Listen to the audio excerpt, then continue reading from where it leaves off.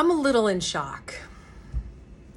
So I just read some research that was released by the CDC, and it's called the NHANES study, NHANES, and it's based on LabCorp data all across the country in children. And they found that 1 in 3 teenagers aged 12 to 17 is pre-diabetic, type 2 pre-diabetic. This means induced by diet.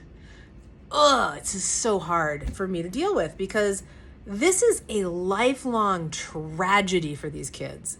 If your children have extra weight, they shouldn't. This is insulin resistance, and their microbiome is dysfunctional. This is a metabolic meltdown, okay? This is never normal, never.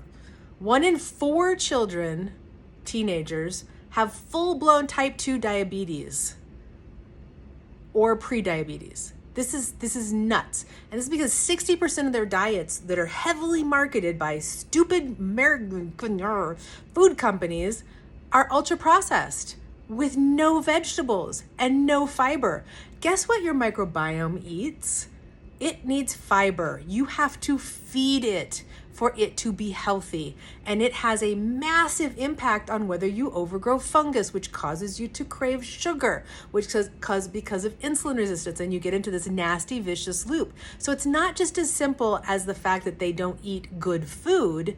It's that we now, and then this, I just talked to a mom who has 2 autistic children, and this is driving this is one of the mechanisms that drives neurocognitive issues, because then their brain doesn't work right, and they also get like weird texture issues now. So now they're super picky, right? So if this is your child, these are warning signs. If you know somebody like it, send them this video, because there is so much that can be done.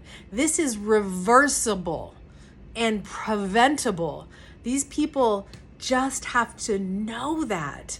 And you're not going to get these answers because this is not a drug deficiency issue. Of course, most things aren't, but this is especially not a drug deficiency issue.